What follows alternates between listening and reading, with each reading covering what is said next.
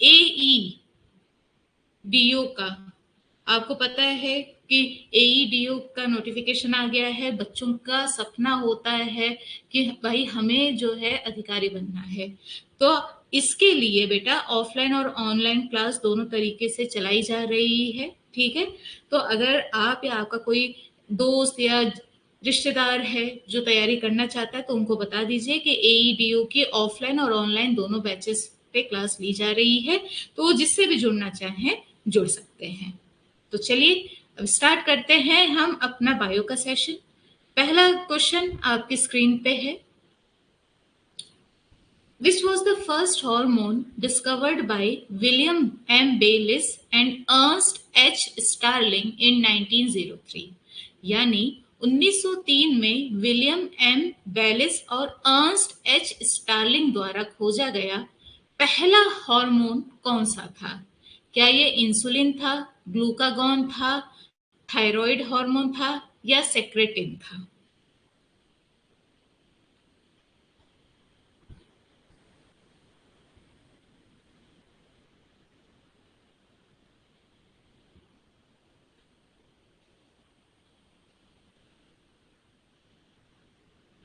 और आज फिर से अमरीश जी की वजह से जो भी बच्चे बाद में ये क्लास देखेंगे वो थैंक्स बोलेंगे, क्योंकि उनकी वजह से ही ये क्लास रिकॉर्ड हो रही है। ठीक है बेटा, बिल्कुल सही है, बिल्कुल सही बेटा, ऑप्शन डी बिल्कुल सही। नेक्स्ट है हमारा, हार्मोन शब्द किसके द्वारा पेश किया गया था, मतलब किसने इंट्रोड्यूस किया है द टर्म हार्मोन? बेलिस ने, स्टार्लिंग, ये बेटा स्टार्लिंग है, या दोनों लोगों ने, या फिर किसी ने नहीं? देखिए बायो के जो टर्म्स है ना बेटा, या नाम जो है, कभी कभी ये लोग गलत कर देते हैं। ट्रांसलेशन होता है, ऊपर नीचे हो जाता है, ठीक है।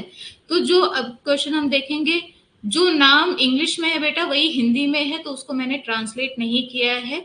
बस आपको ऑप्शन देख के समझ में आ जाएगा। इसका करेक्ट आंसर है ऑप्शन सी। वेरी गुड बेटा।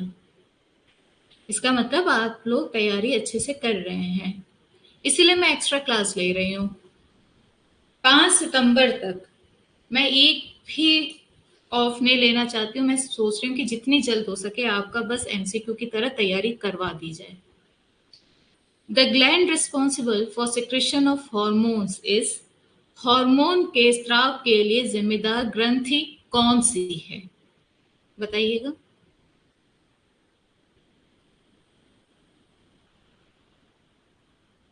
3 का बेटा ए है, ठीक है, ए।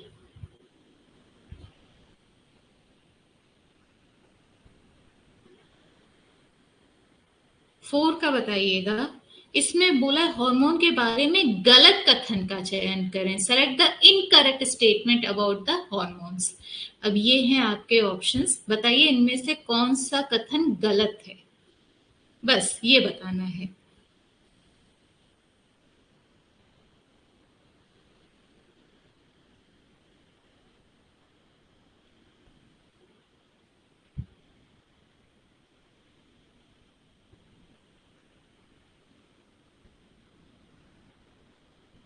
फोर का सी, वेरी गुड बेटा, बिल्कुल सही। ऑप्शन सी बिल्कुल सही आंसर है, ठीक है।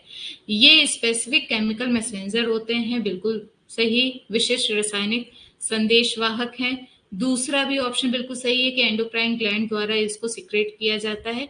तीसरा गलत है बेटा, और चौथा भी बिल्कुल सही है कि ये ब्लड स्ट्रीम द्वारा ट्रांसपोर्ट किए जाते हैं। तो ये तीनों ऑप्शंस आपको याद होने चाहिए। चौथा है, पांचवा है, विच gland has ducts for discharging secretions? स्त्राव के निर्वहन के लिए किस ग्रंथि में नलिकाएं होती हैं? ये है क्वेश्चन, बताइएगा।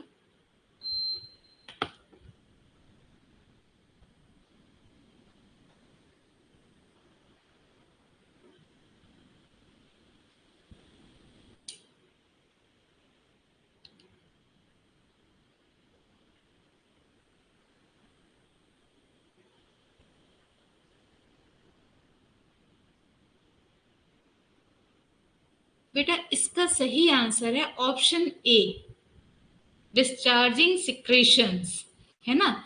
तो बेटा इसका करेक्ट आंसर है ऑप्शन ए।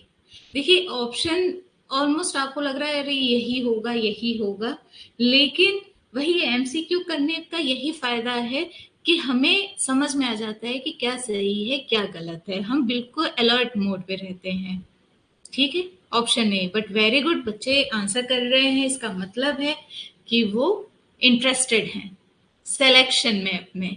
बहुत अच्छे बेटा। ये बताइएगा, लार ग्रंथियां क्या हैं, सलेवरी ग्लैंड्स क्या हैं?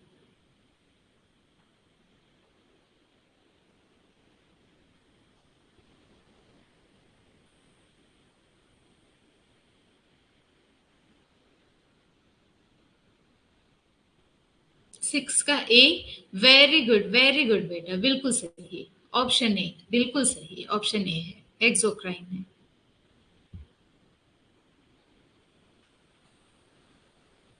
The endocrine glands which secrete only hormones are अंतःस्रावी ग्रंथियां जो केवल हार्मोन का स्राव करती हैं वो क्या होती हैं, बताइएगा।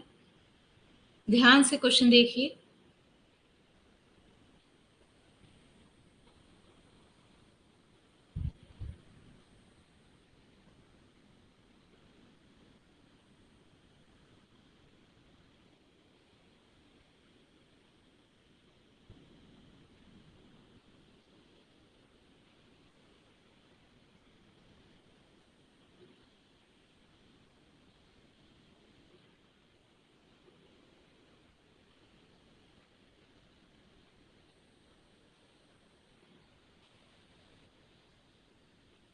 ये आप लोगों ने पढ़ा होगा, पढ़ा है।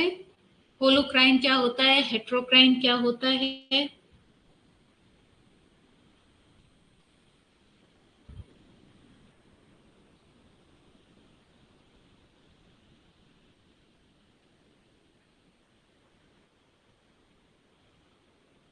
7 का बेटा ए ऑप्शन सही है। कोई बात नहीं, कोई बात नहीं, रिवीजन सेशन है, कोई बात नहीं, याद आ जाएगा बेटा। ऑप्शन ए बिल्कुल सही है, ठीक है। नेक्स्ट है हमारा, select the incorrect statement about hypothalamus gland. Hypothalamus ग्रंथि के बारे में गलत कथन का चयन करें। देखिए जहां पे भी भाई सही और गलत बेटा आ रहा है उसको मैं अंडरलाइन कर रही हूँ। क्वेश्चन पढ़ते हुए आपको जरूर ये चीज देखनी है, ठीक है। क्वेश्चन नंबर 8 बताइएगा, हाइपोथैलेमस ग्रंथि के बारे में गलत की बात पूछ रहा है।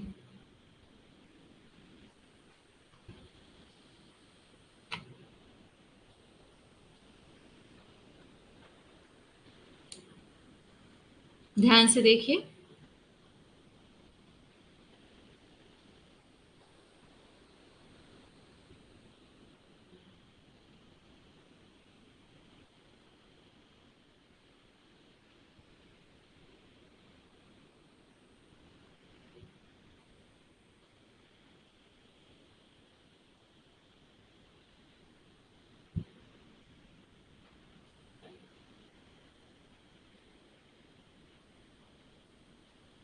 इसका बेटा आंसर है 8 का। वेरी गुड बेटा, बिल्कुल सही आंसर। ठीक है, ये थोरेसिक कैविटी में नहीं प्रेजेंट होते हैं, बिल्कुल सही आंसर। दूसरा ये बिल्कुल सही है कि ये हार्मोन जारी करने का उत्पादन करता है। ये पिट्यूटरी ग्रंथि से हार्मोन के स्राव को नियंत्रित करता है, ये भी बिल्कुल सही है। और ये मस्तिष्क में मौजूद होता है, ये भी बिल्कुल सही है। तीनों स्टेटमेंट बेटा याद कर लीजिएगा, तीनों स्टेटमेंट हाइपोथैलेमस ग्लैंड के बारे में बिल्कुल सही बोला गया है। पहला ऑप्शन गलत है। ओके, बहुत अच्छे, वेरी गुड बेटा। Deficiency of which hormone leads to dwarfism. किस हार्मोन की कमी से बौनापन होता है, बताइएगा। इसका तो ऑप्शन देख के भी आपको समझ में आ जाएगा कि कौन से हार्मोन की वजह से बौनापन होता है, अगर वो कम है तो।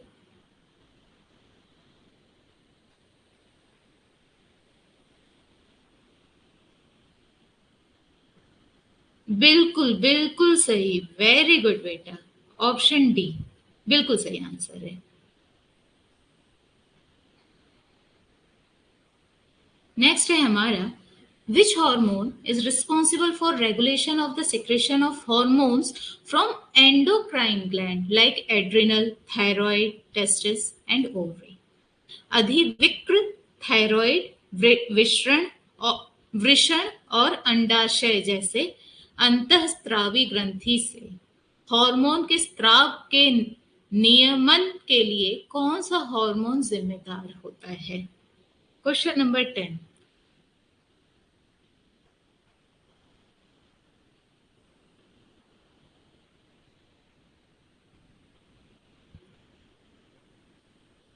इसका बेटा आंसर है ऑप्शन सी। ठीक है, ट्रॉपिक हॉर्मोन्स। अगर आप लोगों ने नहीं पढ़ा होगा या फिर नहीं याद है तो याद रखिएगा ये वाली चीज, ट्रॉपिक हॉर्मोन्स के बारे में। ठीक है, ट्रॉपिक ग्रंथि।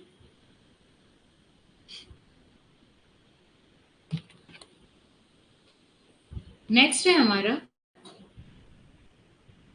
कौन सी ग्रंथि, विच ग्लैंड इज दिस, मतलब कौन सी ग्रंथि के बारे में बात की जा रही है। ये आपके पास ऑप्शंस है, इससे आपको पहचानना है कि ये कौन से ग्लैंड के बारे में बात कही गई है। ये जो ग्लैंड है वो हमारी जो गर्दन है उसके ठीक नीचे मौजूद होता है। थायरॉक्सिन हार्मोन बनाने के लिए इस ग्लैंड के लिए आयोडीन जरूरी है। हमारे आहार में आयोडीन की कमी घेंघा का कारण बनती है।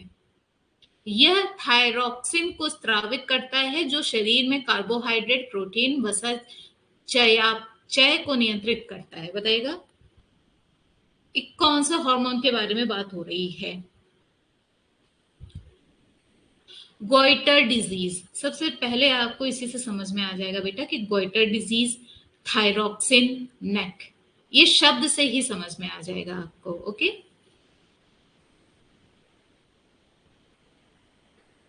बिल्कुल बिल्कुल 11 का बी आया। बिल्कुल सही बेटा, बिल्कुल सही। ऑप्शन बी थायराइड ग्लैंड है अपना। याद रखिएगा जो गोइटर डिजीज है वो आयोडीन की कमी से होता है। क्वेश्चन बहुत बार आ चुका है। ठीक है, विच gland is 4 in number and is embedded in the thyroid gland?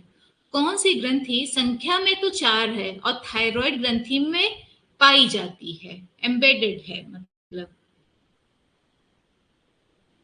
कहाँ पे पाई जाती है? थायराइड ग्लैंड में या फिर थायराइड ग्रंथि में, और वो संख्या में 4 है, 2 इस साइड 2 इस side.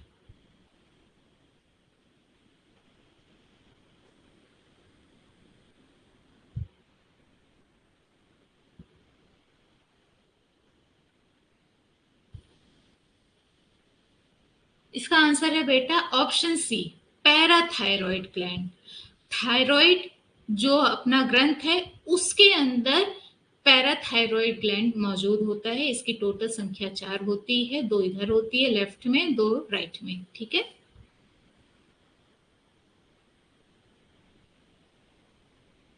Select the correct statement. सही कथन का चयन कीजिए।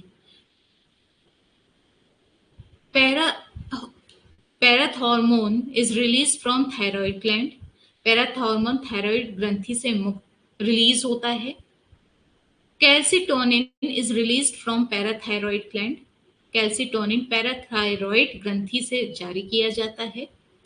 Parathormone and calcitonin maintain the blood calcium level. Parathormone और कैल्सिटोनिन रक्त कैल्शियम के स्तर को बनाए रखता है। या फिर सारे ऑप्शन सही हैं? इसमें बेटा सही कथन का चयन करना है। बताइए इसमें से कौन सी बात सही कही गई है?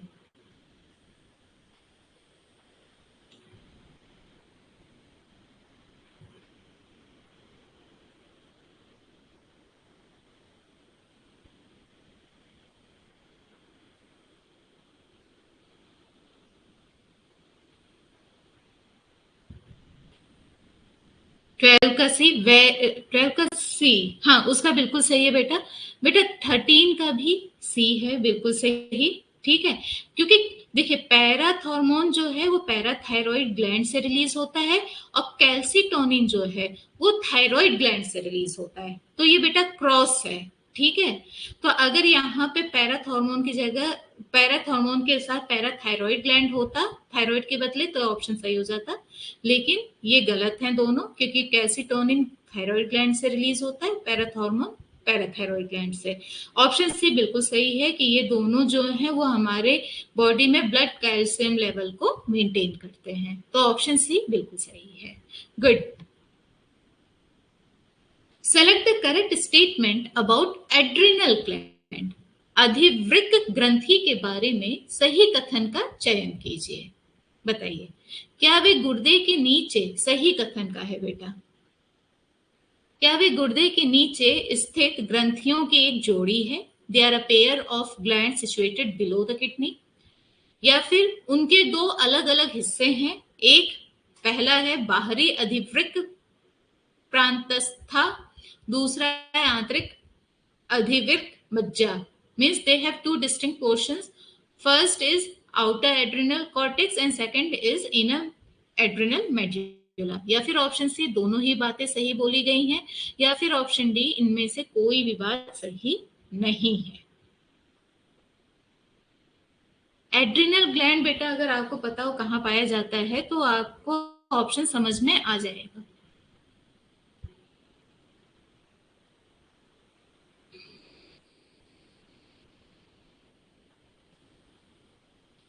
बेटा जो एड्रिनल ग्लैंड या फिर अधिवृक्क ग्रंथि जो है वो हमारी किडनी के ऊपर मौजूद है। ठीक है, ऊपर मौजूद होती, नीचे नहीं। यहाँ पे नीचे बोला गया है तो नीचे नहीं, ये ऊपर होती है। ठीक है, इसलिए ये ऑप्शन गलत है, ये बिल्कुल सही है। तो इसका करेक्ट स्टेटमेंट है, यहाँ पे करेक्ट स्टेटमेंट सेलेक्ट करना था, तो ये बिल्कुल सही स्टेटमेंट है कि जो एड्रिनल ग्लैंड है वो दो पार्ट में डिवाइडेड है। पहला है आउटर एड्रिनल कॉर्टेक्स और दूसरा है इनर एड्रिनल मेडुला। ये बिल्कुल सही है। लेकिन ये जो पेयर ऑफ ग्लैंड्स हैं बेटा, या फिर ये जो जोड़ी है ग्रंथियों की, मतलब एड्रिनल ग्लैंड की, वो हमारी जो गुर्दे हैं उसके ऊपर पाए जाते हैं। ओके, रिवीजन है बट वेरी गुड। आप कमेंट कर रहे हैं, बहुत अच्छी बात है बेटा। आना ना आना या फिर सही होना गलत होना ये तो दूर की बात है, पढ़ना जरूरी है, जज्बा चाहिए पढ़ने का। बहुत अच्छी बात है कि बेटा आप वो कर रहे हैं। यहाँ पे भी क्वेश्चन है बेटा, सेलेक्ट द करेक्ट स्टेटमेंट, सही कथन का चयन कीजिए। ये है आपके पास ऑप्शन, इनमें से बताना है कि कौन सा ऑप्शन सही है। एड्रिनल ग्लैंड के बारे में बोला गया है, ठीक है, कि ये दो हार्मोन को या फिर अधिवृक्क ग्रंथियां जो हैं, ठीक है, ये दो ग्रंथियों को सिक्रेट करती हैं। पहला है एड्रिनलिन और दूसरा है कॉर्टिकॉइड्स। दूसरा ऑप्शन है कि जो एड्रिनलिन वो है उसी को हम इमरजेंसी हार्मोन भी कहते हैं। तीसरा है कि जो हमारा हृदय होता है, जो हमारा हार्ट होता है, ठीक है, उस पे एड्रिनलिन डायरेक्ट एक्शन लेता है, मतलब उस पे डायरेक्ट एक्ट करता है। या फिर ऑप्शन डी, सारे ही ऑप्शन सही हैं। बताइए। 14 का सी, 14 का ओके ओके बेटा, हाँ 14 का बी था। बट वेरी गुड, आप कमेंट कर रहे हैं, बहुत बहुत अच्छी बात।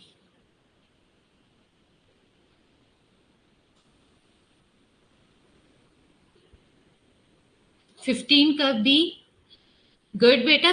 तीसरा ये सी भी ऑप्शन सही है, ए भी सही है और बी भी सही है। ठीक है, तो इसका करेक्ट आंसर है option D. Okay, adrenaline gland जो है, ठीक है, वो एड्रिनलिन और कॉर्टिकॉइड्स को सिक्रेट करता है, ये भी सही है। इसको इमरजेंसी हार्मोन कहते हैं, सबको पता है, बिल्कुल अच्छी बात है। ये बेटा ये जो पॉइंट है ना, इसको बच्चे कंफ्यूज कर जाते हैं, जो ये हृदय वाली बात है। एक सेकेंड, ये बच्चे कंफ्यूज कर जाते हैं, और ये पूरी एक एक लाइन मैंने एनसीईआरटी की उठाई है, ये मैंने खुद क्वेश्चन बनाया था, ये एनसीईआरटी की लाइन है बेटा, तीनों लाइन एनसीईआरटी की है। ये भी ऑप्शन बिल्कुल सही है, इसलिए ऑप्शन डी सही है। एमसीक्यू करने से यही फायदा होता है कि हमें सब चीजें पता चल जाती हैं। अब फिर से मैं दूसरे टॉपिक का क्वेश्चन ले आई हूँ, हार्मोन वाला हटाया है, अब दूसरे टॉपिक का क्वेश्चन है, इसलिए क्वेश्चन नंबर 1 फिर से मैंने डाला है। विच टिश्यू, अब यहाँ पे टिश्यू से रिलेटेड बात होगी बेटा, ओके, उस चैप्टर से रिलेटेड है। Which tissue is the smallest of all animal tissues that form lining of various internal organs and also cover the surface of the body। सभी जंतुओं में कौन सा ऊतक सबसे छोटा होता है जो विभिन्न आंतरिक अंगों की परत बनाता है और शरीर की सतह को भी ढकता है?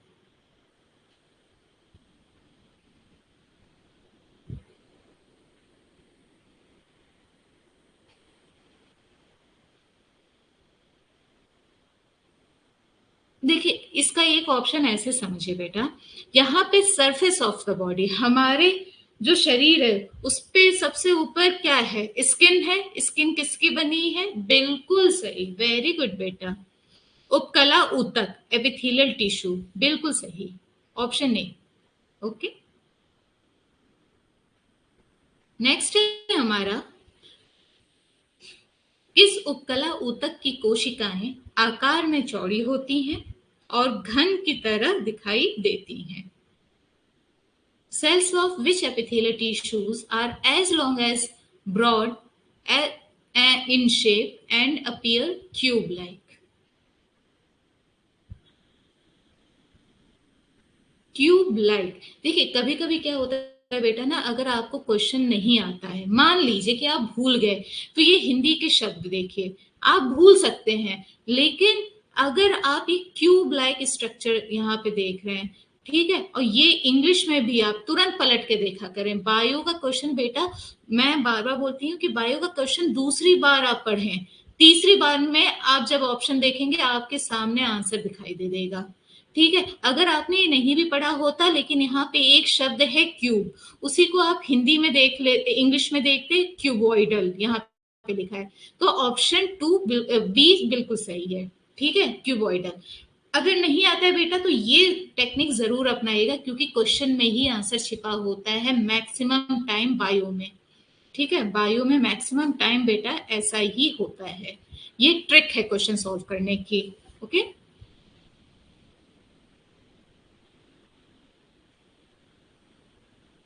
और बिल्कुल सही आया था बेटा अमरीश, आपका बिल्कुल सही आंसर है 2 का बी। नेक्स्ट है हमारा, cells of which epithelium are tall column like arranged in a single layer but appears as if multi-layered due to different positions of their nuclei। इस उपकला की कोशिकाएं एक ही परत में व्यवस्थित स्तंभ की तरह लंबी होती हैं, लेकिन उनके नाभिक की विभिन्न स्थितियों के कारण बहुस्तरित दिखाई देती हैं।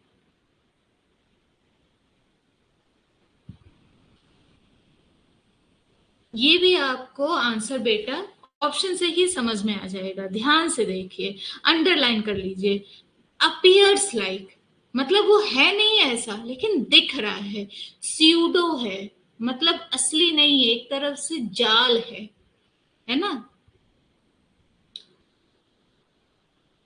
और लेयर है, स्ट्रेटम मतलब एक लेयर, और स्ट्रेटा मतलब लेयर के ऊपर लेयर, तो स्ट्रेटिफाइड हो गया पहली बार। और वो है तो एक, लेकिन ऐसा दिखाई देता है कि वो कई लेयरें हैं, मतलब एक छलावा टाइप, तो ये स्यूडो है बेटा, तो ऑप्शन डी बिल्कुल सही है। इसी टाइप से क्वेश्चंस आपको करने हैं। 3 का सी आया था अमरीश का, ओके बेटा। अब आपको समझ में आया ये क्वेश्चन कैसे करना है?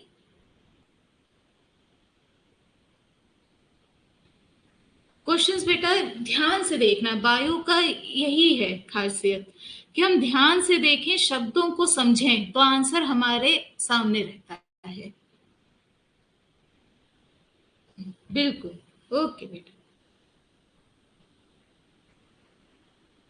Which tissue serves to bind other tissues and organs and also support the body? कौन सा ऊतक अन्य ऊतकों और अंगों को बांधने का कार्य करता है और शरीर का समर्थन भी करता है? बताइएगा, क्वेश्चन नंबर 4।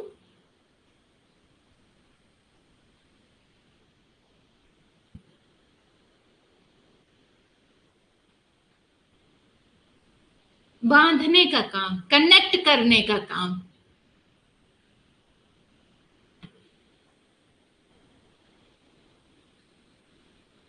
अच्छा, 4 का भी बेटा कनेक्ट करने का काम ये कर रहा है ना, एक दूसरे को बांधना कैसे होता है, एक दूसरे को कनेक्ट ही तो हम करते हैं, है ना? तो इसका ऑप्शन सी सही है, कनेक्टिव टिश्यू, संयोगी, संयोजी, ठीक है।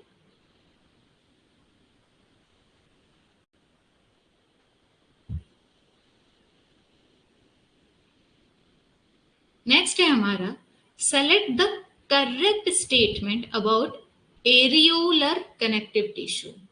एरियोलर संयोजी ऊतक के बारे में सही कथन का चयन कीजिए। क्वेश्चन नंबर 5, ध्यान से देखिए, कोई जल्दबाजी नहीं है, ध्यान से देखिए बेटा।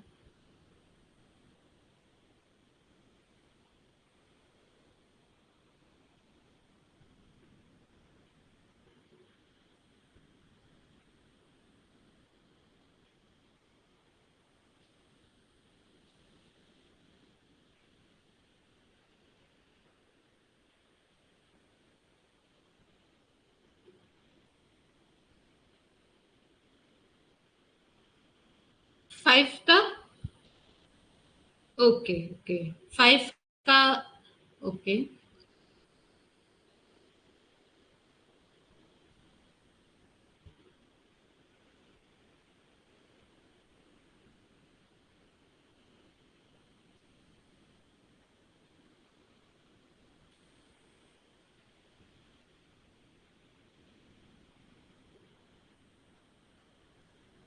इसका करेक्ट आंसर है ऑप्शन ए बेटा, ठीक है। ये त्वचा के एपिडर्मिस के ठीक नीचे कई खोखले आंत के अंगों पर स्थित होता है, ठीक है। लेकिन ये फैट सेल्स नहीं होते हैं, याद रखिएगा, ये फैट सेल्स नहीं होते हैं, और यहाँ पे सही पूछा है तो ऑप्शन ए होगा सही बेटा, ठीक है। फैट सेल्स ये नहीं होते हैं एरियोलर, फैट सेल्स होते हैं बेटा एडिपोज, ठीक है, एडिपोज होता है।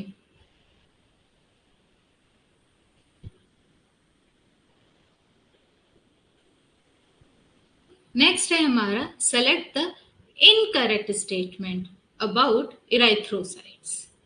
इराइथ्रोसाइट्स के बारे में गलत कथन का चयन कीजिए, बताइएगा।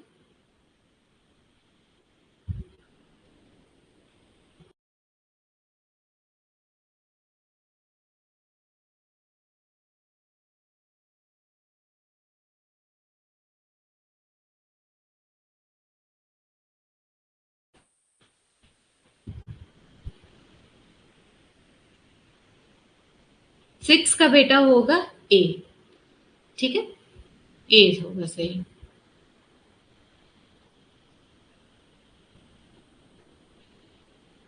नेक्स्ट है हमारा, identify the correct hormones from the given statements. दिए गए कथनों में सही हार्मोन की पहचान कीजिए। It helps in cell division and development in the presence of auxins. ये ऑक्सिन की उपस्थिति में कोशिका विभाजन और विकास में मदद करता है। कौन सा हार्मोन है ये जो ये काम करता है? कौन सा हार्मोन है ये जो डोरमेंसी ऑफ सीड को ब्रेक करता है, यह बीज की सुप्तावस्था को तोड़ने में मदद करता है? कौन सा हार्मोन है ये? क्या ये ऑक्सिन है, क्या ये जिबरेलिन्स है, क्या ये साइटोकाइनिन्स है, या फिर एब्सिसिक एसिड है? क्वेश्चन नंबर 7, ये लाइन बहुत इंपॉर्टेंट है बेटा, ये इसकी पहचान है, यह बीज की सुप्तावस्था को तोड़ने में मदद करता है।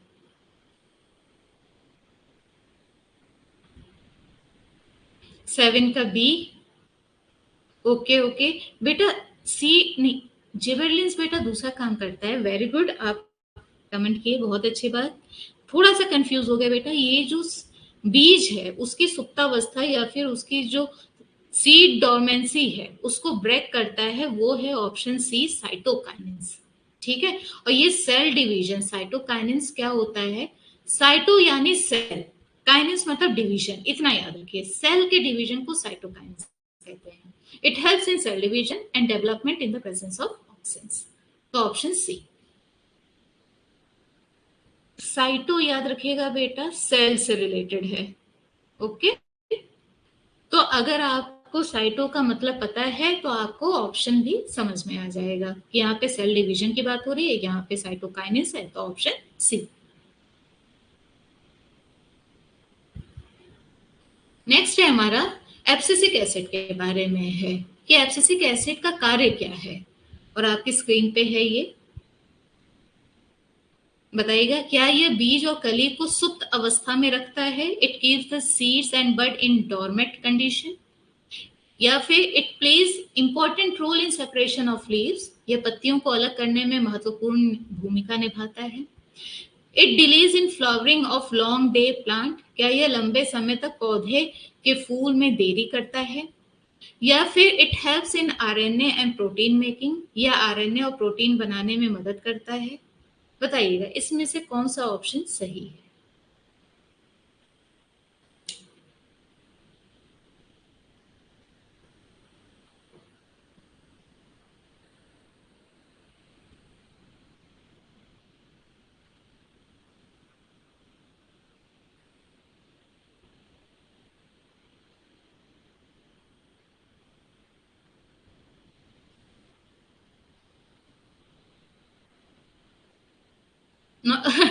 कोई बात नहीं बेटा, कोई बात नहीं, इसका ऑप्शन बी सही है। ठीक है, एब्सिसिक एसिड ये भी काम करता है, ये भी करता है, ये भी करता है, तो ऑप्शन बी सही है। आरएनए और प्रोटीन, आरएनए और प्रोटीन को बेटा जो है वो साइटोकाइनिन का रोल है, ये साइटोकाइनिन। ठीक है, बस ये याद रखिएगा। आपको ये ऑप्शन भी पता होना चाहिए कि ये काम कौन करता है, तो वो है cytokinin. Which hormone is responsible for ripening of fruits and increasing the number of female flowers? कौन सा हार्मोन फलों को पकने और मादा फूलों की संख्या बढ़ाने के लिए जिम्मेदार है? देखिए, हर कोई बता देगा आंसर कि फलों को पकने के लिए कौन सा हार्मोन चाहिए होता है, वो सबको पता है। लेकिन बेटा कभी कभी हो सकता है कि ये वाली लाइन ना आए, डायरेक्ट आ जाए कि कौन सा हार्मोन है जो कि काम करता है जो मादा फूल हैं उनकी संख्या बढ़ाने के लिए, मतलब मादा फूलों की संख्या बढ़ाने के लिए कौन सा हार्मोन जिम्मेदार है। तो ये भी आपको पता होना चाहिए, ये भी पता होना चाहिए, और ये भी, दोनों एक साथ। और वो काम करता है बेटा इथाइलिन। तो दोनों लाइन आपको आनी चाहिए। 9 का डी, वेरी गुड बेटा, वेरी गुड, बहुत अच्छे।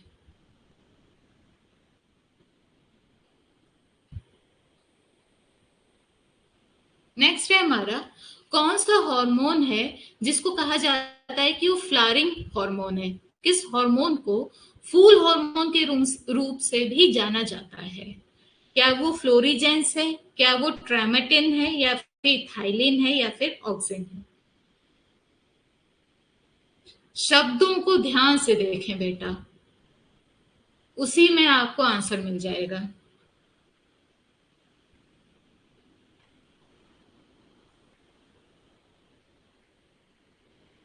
फ्लावर की बात हो रही है, फ्लावर की बात हो रही है। देखिए, कहीं फ्लावर बोला जाता है, कहीं फ्लावर बोला जाता है। ठीक है, तो शब्दों को ध्यान से देखें कि कौन सा शब्द फ्लावरिंग से रिलेट कर रहा है। फ्लोरिजेंस, बिल्कुल सही, ऑप्शन ए, वेरी गुड बेटा, ऑप्शन ए। नेक्स्ट है हमारा, injury of plant is healed by which hormone? पौधे की चोट किस हार्मोन द्वारा ठीक होती है, ये है क्वेश्चन। चोट की बात हो रही है, अभी हमने देखा फ्लावरिंग हार्मोन है जो, ठीक है, वो फ्लोरिजेंस होता है।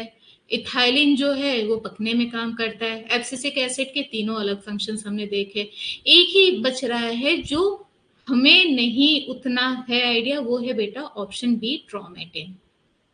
ठीक है, ऑप्शन बी, ट्रोमेटिन, ये है इसका करेक्ट आंसर। भाई जिस तरह हमें चोट लगती है उसी तरह पौधों को भी तो चोट लगती है, तो उनकी चोट कैसे ठीक हो जाती है? ट्रोमेटिन हार्मोन जो है वो ठीक करता है। अब हम यहाँ पे देखेंगे बेटा, ये दूसरा पार्ट हमारा हो गया जेनेटिक्स। जेनेटिक्स से रिलेटेड है ये टॉपिक अब। ठीक। Haemophilia is a genetic disease carried bye. Haemophilia एक अनुवांशिक बीमारी है जो किसके द्वारा की जाती है? बताइए।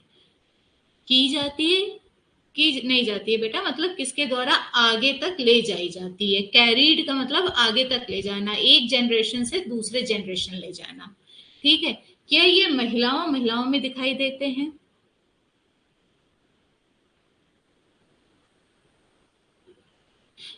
मतलब कि क्या ये जेनेटिक डिजीज महिला के अंदर कैरी की जाती है और उसी के अंदर इसका रोग भी दिखाई देता है हीमोफीलिया का? ठीक है। या फिर महिला जो है वो बस एक कैरियर का काम करती है, मतलब उस जीन को अपने साथ लेती है लेकिन उस पर कोई इम्पैक्ट नहीं होता है, असर होता है आदमियों पर, पुरुषों पर। या फिर जो हीमोफीलिया का जीन है वो पुरुषों द्वारा कैरी किया जाता है लेकिन उन पे कोई असर नहीं होता है, वो कैरियर होते हैं। ठीक है। लेकिन असर होता है महिलाओं के अंदर, हीमोफीलिया जो रोग है वो महिलाओं के अंदर हो जाता है। या फिर जो हीमोफीलिया का कैरियर है, ठीक है, वो पुरुष ही होते हैं और ये रोग भी पुरुषों में ही पाया जाता है। ये बताइए। ये आप लोगों ने जेनेटिक्स पढ़ी होगी, पढ़ी होगी ही। बायो कंप्लीट हो चुकी है। बताइएगा ऑप्शन।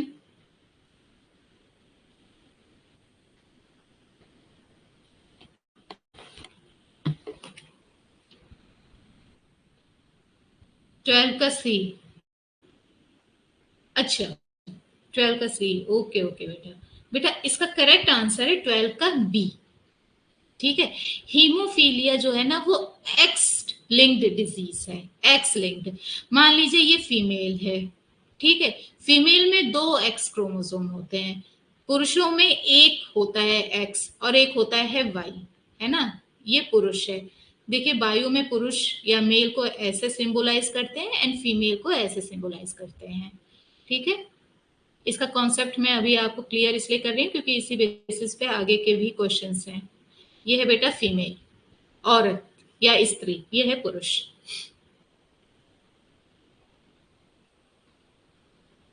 ये है वाई। तो ये जो हीमोफीलिया है बेटा ये एक्स लिंक्ड डिजीज है। एक्स मतलब कि इस जो ये हीमोफीलिया वाला जीन है वो एक्स वाले क्रोमोसोम पे पाया जाता है। अब आप देखिए ये महिला है और ये फीमेल पुरुष है। ठीक है। मान लीजिए ये महिला एक एक्स क्रोमोसोम पर हीमोफीलिया का जीन बैठा हुआ है। ठीक है। तो इन दोनों की शादी होती है, इस महिला की इस पुरुष से शादी होती है। इनका जो बच्चा होगा पहले ये एक एक्स आएगा, फिर ये एक एक्स आएगा, एक महिला का एक्स आएगा और एक पुरुष का एक्स आएगा। तो ये एक्स एक्स आया। तो इनका जो बच्चा है वो आया पहला, वो आई पहली बेटी, नॉर्मल है। फिर जो दूसरा बच्चा है बेटा, ठीक है, वो यही पहला वाला ही एक्स आएगा और दूसरा वाला अब वाई क्रोमोसोम आएगा। तो ये आया एक्स वाई। ये हुआ बेटा और ये भी बिल्कुल नॉर्मल बेटा है क्योंकि यहाँ पे भी दोनों एक्स बिल्कुल नॉर्मल है, यहाँ पे भी जो एक्स पाया जा रहा है वो बिल्कुल नॉर्मल है। अब आते हैं इस वाले एक्स क्रोमोसोम पर जिसमें हीमोफीलिया का जीन पाया जा रहा है। ठीक है। इस एक्स क्रोमो जब ये वाला एक्स क्रोमोसोम जो महिला का है वो पुरुष के महिला एक्स क्रोमोसोम से बेटा मेट करेगा, मिलेगा, तो एक आ गया एक्स सी, महिला वाला एक्स सी, और एक पुरुष वाला एक्स आ गया। तो एक्स एक्स यानी ये है बेटी। ठीक है। बेटी है, याद रखिएगा। लेकिन बेटी जो है उसको हीमोफीलिया का रोग नहीं हुआ है क्योंकि अगर बेटी के अंदर हीमोफीलिया का रोग होना है बेटा तो इसके दोनों क्रोमोसोम पर, याद रखिएगा, दोनों एक्स क्रोमोसोम जो है उस पर हीमोफीलिया का जीन पाया जाना चाहिए। लेकिन यहाँ पे आप देख सकते हैं एक क्रोमोसोम नॉर्मल है एक्स वाला, दूसरे में दिक्कत है। इसका मतलब कि इसके अंदर रोग नहीं है लेकिन हाँ ये कैरियर है। मतलब इसका जो आगे बेटा होगा बेटा वो सफर करेगा। कैसे? ये देखिए। अब ये जो एक्स सी वाला क्रोमोसोम है मतलब वो वाला एक्स क्रोमोसोम फीमेल का जिसपे हीमोफीलिया का जीन पाया गया है, जब वो इस मेल के वाई क्रोमोसोम से बेटा मेट करेगा तो आ गया एक्स, सी और वाई। यहां पे जो बेटा पुरुष है, जो बेटा है, ठीक है, वो होगा हीमोफीलिया का शिकार। क्यों होगा शिकार? क्योंकि बेटा एक ही एक्स क्रोमोसोम होता है पुरुषों में, और वो जो इकलौता एक्स क्रोमोसोम है वो हीमोफीलिया की जीन का शिकार है। ठीक है, इसलिए जो ये बेटा है उसको हीमोफीलिया होगा। तो इसका करेक्ट आंसर है ऑप्शन बी। समझ में आया? ये जेनेटिक समझ में आया बेटा? नहीं बेटा, महिलाओं में नहीं होता है, होता पुरुषों में है, महिलाएं कैरियर होती हैं। समझ में आया ये कॉन्सेप्ट?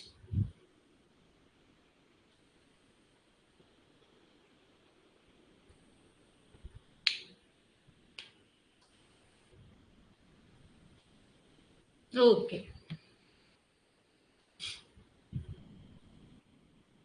अब हम देखते हैं आगे। अगर ये बेटा कॉन्सेप्ट आ गया ना समझ में, तो आगे जो भी जेनेटिक डिसऑर्डर की चीजें हैं वो आपको समझ में आराम से आ जाएंगी। इसमें बोला गया है कि haemophilia is a hereditary disease which causes. Haemophilia एक वंशानुगत बीमारी है जिसके कारण क्या होता है। हीमोफीलिया हम लोग बोल रहे हैं कि यार जो ये पुरुष है वो हीमोफीलिया उसको हुआ है, ठीक है।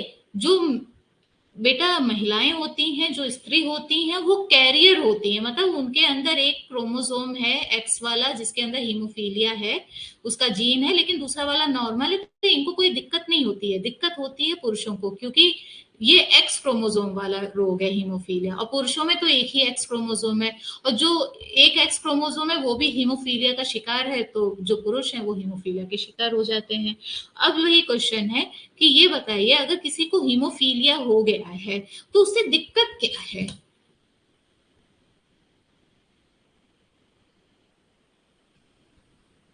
थर्टीन का एक, ओके ओके, नहीं बेटा, इसमें हीमोफीलिया अगर किसी को होता है ना, तो अगर उसको चोट लग जाती है, ठीक है, तो आप देखिएगा उसका खून रुकता नहीं है जल्दी। अगर खून नहीं रुक रहा है हमारा, देखिए अगर चोट लग जाती है, ठीक है, नॉर्मल इंसानों का मैं बता रही हूँ, तो आप पानी से धो लीजिए, डेटॉल लगा लीजिए, ठीक है, कुछ देर में जो ब्लीडिंग है वो बंद हो जाती है। लेकिन जो हीमोफीलिक लोग होते हैं उनकी ब्लीडिंग नहीं रुक पाती, ब्लड क्लॉटिंग नहीं हो पाती। तो ऑप्शन डी सही है बेटा। Okay. Down syndrome is a genetic disorder which is caused due to। Down syndrome एक अनुवांशिक विकार है जो किसके कारण होता है? बताइएगा।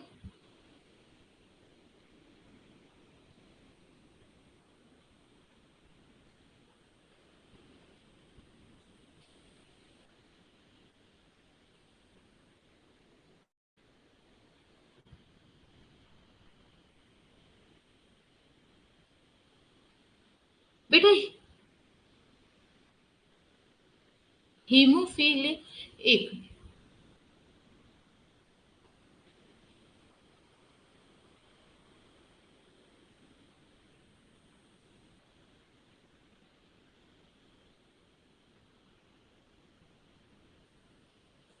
बेटा आप एक सेकेंड, इसका आंसर 14 का ए बिल्कुल सही। चेंजेस, हाँ, हीमोग्लोबिन की कमी किस बीमारी में? अच्छा, आपने बेटा सुना होगा कि बड़ी नॉर्मली हम बोलते हैं हीमोग्लोबिन उसका कम है, हीमोग्लोबिन अनीमिया हो गया है उसको, हम बोलते हैं ना अनीमिया हो गया है। अनीमिया का मतलब हीमोग्लोबिन कम हो गया है, ठीक है। और ये बहुत जनरल होता है, बहुत लोगों को एनीमिया हो जाता है, खास तौर पे ये महिलाओं में बहुत ज्यादा पाया जाता है, ठीक है। महिलाओं में बहुत ज्यादा होता है कि उनका जो हीमोग्लोबिन लेवल होता है बेटा कम होता है पुरुषों की तुलना में। अगर आप ब्लड टेस्ट कभी करवाए हो, ठीक है, या फिर आप नेट पे अभी देखिएगा, अगर फीमेल का जो हीमोग्लोबिन है, ठीक है, वो लैब में होता है कि भाई फीमेल का हीमोग्लोबिन 12 से 16 के बीच में होना चाहिए, अगर उससे कम है तो हीमोग्लोबिन कम है, ठीक है। वहीं भी पुरुषों का होता है 13 से 17 के बीच में होना चाहिए, मतलब हीमोग्लोबिन महिलाओं में कम होता है। ठीक है। लेकिन कभी कभी क्या होता है कि पुरुषों में भी बहुत ज्यादा हीमोग्लोबिन कम हो जाता है, महिलाओं में भी बहुत ज्यादा कम हो जाता है, और जब हीमोग्लोबिन कम है इसका मतलब उनको एनीमिया हो गया है। और ये बिल्कुल सही ऑप्शन है बेटा। ठीक है, नंबर ऑफ क्रोमोसोम जो है वो बढ़ जाता है डाउन सिंड्रोम में। टोटल वैसे हम देखें 46 क्रोमोसोम्स होने चाहिए, लेकिन एक क्रोमोसोम एक्स्ट्रा होता है डाउन सिंड्रोम में, जिसकी वजह से टोटल 47 होते हैं। और कौन से नंबर पे, कौन से वाले क्रोमोसोम पे एक और एक्स्ट्रा क्रोमोसोम आकर जुड़ जाता है बेटा? 21st नंबर का जो क्रोमोसोम है उस पे आके एक क्रोमोसोम और जुड़ जाता है, जिसकी वजह से दो के बदले यहाँ तीन हो जाते हैं। इसी की वजह से इसको डाउन सिंड्रोम का दूसरा नाम है 21st ट्राइजोमी। ट्राई का मतलब तीन, जोमी मतलब क्रोमोसोम, मतलब 21वें नंबर का जो क्रोमोसोम है, ठीक है, उस पे तीन मौजूद हैं। 21st ट्राइजोमी भी इसको बोला जाता है। अब हम आगे बढ़ते हैं। Minamata disease is caused by, Minamata रोग किसके कारण होता है? बोरोन की वजह से, निकल की वजह से, आर्सेनिक की वजह से, या फिर पारा की वजह से? हाँ, वो होता है बेटा, कंफ्यूजन हो जाता है, नॉर्मल सी बात है।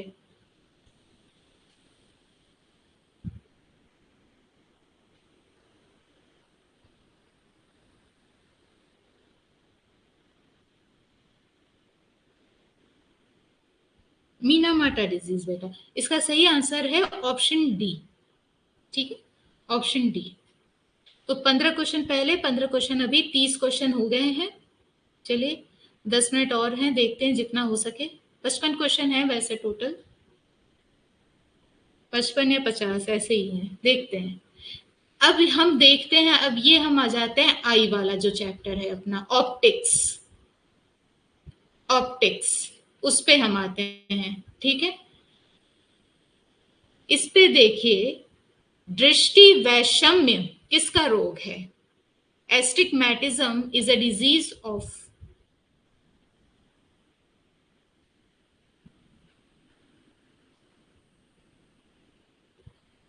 वेरी गुड बेटा। 15 का डी था, बिल्कुल सही। और इसका बी है, ये भी बिल्कुल सही। वेरी गुड बेटा, ऑप्शन बी।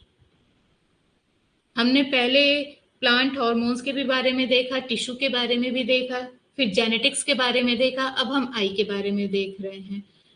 हर एक एरिया कवर करने की कोशिश कर रही हूँ कि जल्द से जल्द जितना हो सके आपका हो जाए रिवीजन। मायोपिया और short sightedness is corrected bye. Myopia और अल्प दृष्टि दोष को निम्न द्वारा ठीक किया जाता है, मतलब कैसे ठीक किया जाता है, ये है क्वेश्चन।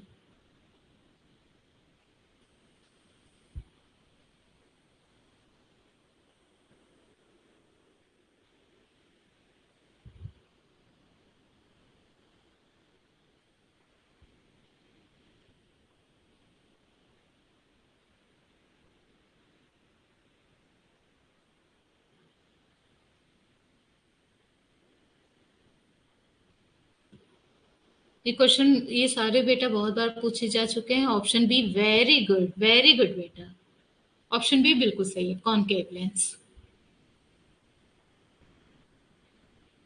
नेक्स्ट है हमारा, the person who is suffering from far sightedness face difficulties in.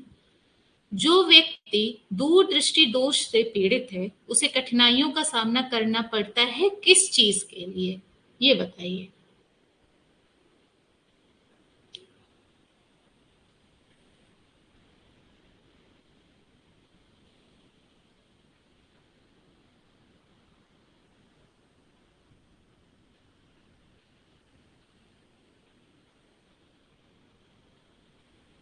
Very good बेटा, ऑप्शन ए बिल्कुल सही हो।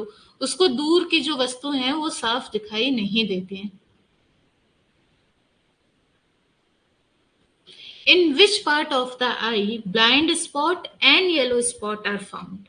आंख के किस भाग में ब्लाइंड स्पॉट और येलो स्पॉट पाए जाते हैं?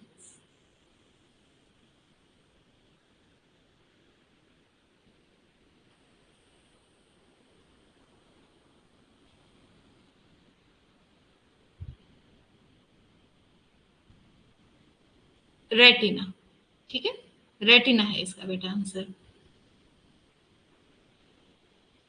ये याद रखिएगा, बहुत इंपॉर्टेंट क्वेश्चन है।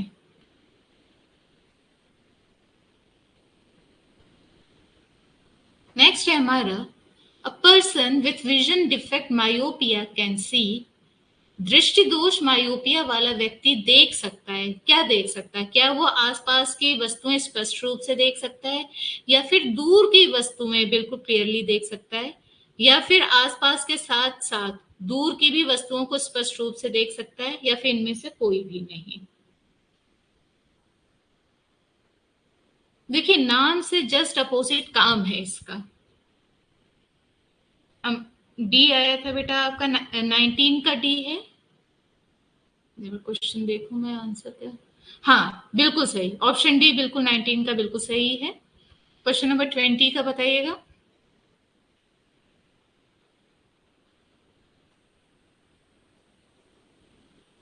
वेरी गुड बेटा। जो मायोपिक पर्सन होते हैं बेटा, उनको जो नियर बाई ऑब्जेक्ट्स होते हैं, ठीक है, वो ज्यादा क्लियर दिखते हैं, और नाम है दृष्टि दोष, ठीक है, निकट दृष्टि दोष, जस्ट अपोजिट है। बल्कि पास की चीज मायोपिक आई को ज्यादा साफ दिखाई देती है, और हाइपरमेट्रोपिया जो होता है उसमें दूर की चीजें दिखाई देती है।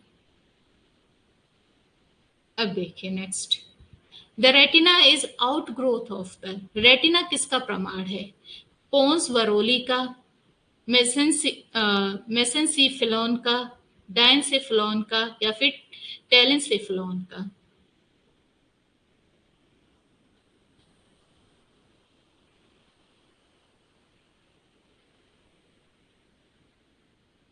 21।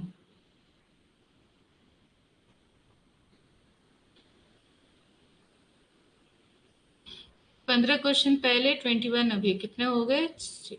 36। चलिए, अभी और क्वेश्चंस हैं। इसका करेक्ट आंसर है बेटा ऑप्शन सी, डाइसिफ्लॉन, ठीक है।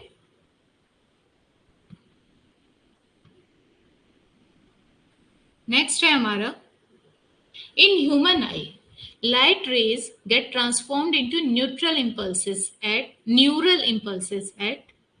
मानव नेत्र में प्रकाश किरणें तंत्रिका आवेगों में परिवर्तित हो जाती हैं। कहाँ पर होती हैं? ये है क्वेश्चन। क्या ये कॉर्निया में होती हैं, या फिर प्यूपिल या फिर पुतली में होती हैं, या फिर रेटिना में होती हैं, या फिर लेंस में होती हैं? Question number 22। जो प्रकाश की किरणें हैं वो तंत्रिका आवेगों में परिवर्तित कहाँ पर होती हैं? 22 का सी, अमरीश का वेरी गुड बेटा, ऋषभ का भी सी, वेरी गुड, बिल्कुल सही आंसर, ऑप्शन सी बिल्कुल सही आंसर, वेरी गुड। डायग्राम याद आ रहा है ना आप लोगों को? नेक्स्ट है हमारा, if the lens in eye becomes opaque the disease is called. यदि आंख में लेंस अपारदर्शी हो जाता है तो बीमारी को क्या कहा जाता है? मतलब वो दिखाई नहीं देता है, लेंस ही पूरा ऐसा हो जाता है कि उसको दिखाई नहीं देता है, तो बताइए कौन सी बीमारी हो जाती है? ये हम बड़े बुजुर्गों में बहुत आम तौर पे सुनते हैं। वेरी गुड बेटा, वेरी गुड, अमरीश का भी डी, ऋषभ का भी डी, वेरी गुड बेटा, बिल्कुल सही आंसर, कैटरैक्ट या मोतियाबिंद, बिल्कुल सही answer. The pupil of human eye are dilated with a very dilute solution of an alkaloid, which is। मानव नेत्र की पुतलियों को एक उपक्षार के बहुत तनु विलयन से फैलाया जाता है, जो कि क्या है? क्या ये एफिड्रिन है, इक्वानिल है, एट्रोपिन है, या फिर एड्रिनलिन है? बेटा ये होता है, ये डॉक्टर्स ना देते हैं, नॉर्मली देते हैं ये। अगर आंख में दिक्कत हो जाती है तो पहले ये सोल्यूशन डालते हैं। 24 का सी, वेरी गुड बेटा, एट्रोपिन, बिल्कुल सही।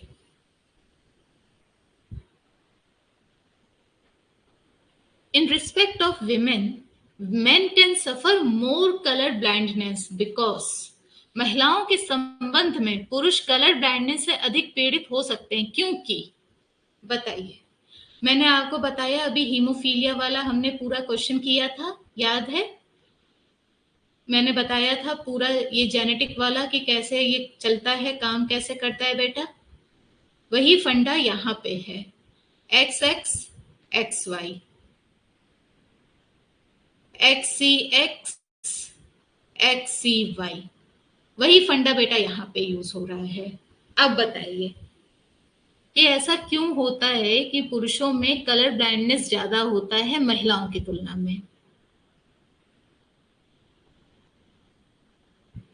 25 का अमरीश का आया सी, वेरी गुड बेटा। ऋषभ का भी आया सी, वेरी गुड बेटा, बिल्कुल सही। क्योंकि जो पुरुष हैं उनके अंदर एक ही एक्स क्रोमोसोम होता है, और वो भी अगर एक एक्स क्रोमोसोम जो है वो कलर ब्लाइंड वाले जीन से ग्रसित हो जाता है तो फिर पुरुषों में कलर ब्लाइंडनेस हो जाती है। ये है उसका एग्जाम्पल।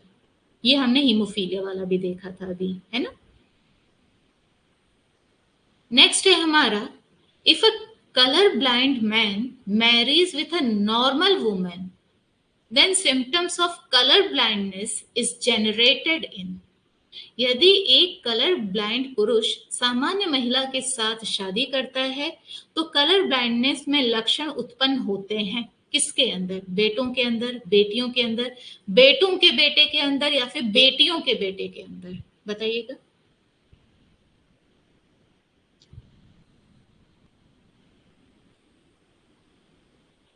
ये है, अच्छा टाइम हो चुका है, चलिए कोई बात नहीं। ये आज हम लास्ट क्वेश्चन लेते हैं, बाकी जो बचे हैं बेटा उसको मैं संडे को और कंप्लीट करवा दूंगी और क्वेश्चन लेके। वेरी गुड, बहुत अच्छे, बिल्कुल सही answer option D, son of daughters. ठीक है, बिल्कुल सही आंसर। बाकी जो क्वेश्चंस हैं बेटा उसमें और मैं क्वेश्चंस 20-30 और क्वेश्चंस इंक्लूड करके हम नेक्स्ट संडे को कर लेंगे। ओके, आपको आई होप समझ में आया हो। कोई किसी तरीके का डाउट इस लेक्चर में, क्वेश्चन समझ में आ रहे थे? बताइएगा।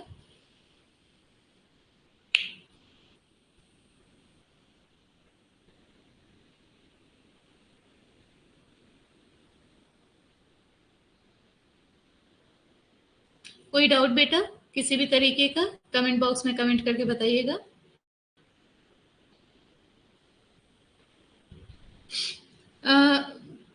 बेटा अभी बस बायो की ही क्लास है। अब कल हम लोग 4 बजे से एनवायरमेंट की क्लास लेंगे, ठीक है। और संडे को बायो की क्लास लूंगी मैं, उसमें मैं और क्वेश्चंस अब इंक्लूड करूंगी। ये वाला एरिया हमने कंप्लीट कर लिया, उसमें अब मैं बेसिक लूंगी क्वेश्चंस, थोड़ा सेल का लूंगी, कोशिका का, कि भाई सेल की खोज किसने की, है ना। इन सब चीजों का जो बेसिक बायो है वो सब क्वेश्चन लूंगी। सेल थ्योरी किसने दी वो सारे मैं लूंगी, तो वो आप रिवाइज कर लीजिएगा। ओके, तो चलिए बेटा मिलते हैं कल शाम को 4 बजे एनवायरमेंट के सेशन में। Okay, thank you so much.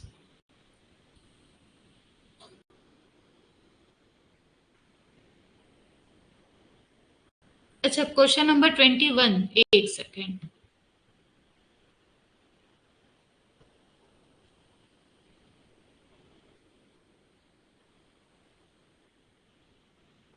Okay okay बेटा, ये पूरा हम देखें जब आप रेटिना के बारे में पढ़ेंगे, ठीक है, तो उसमें आपको ये क्वेश्चन मिलेगा, आपने पढ़ा भी होगा। और एनसीईआरटी है, एनसीईआरटी है बेटा।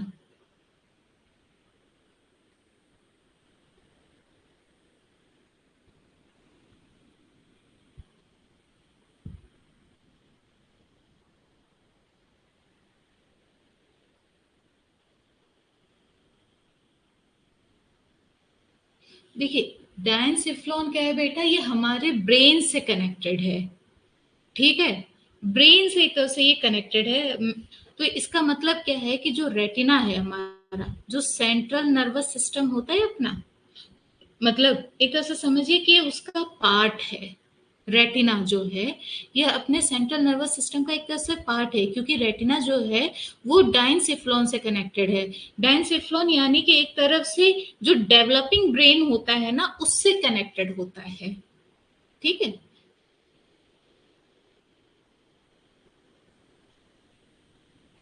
समझ में आया? बाकी आप लोग सर के नोट्स देखिएगा, सर ने नोट्स में लिखवाया है।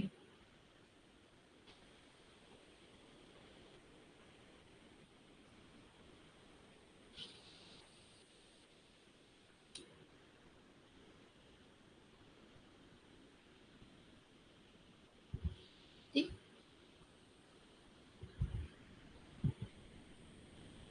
ओके।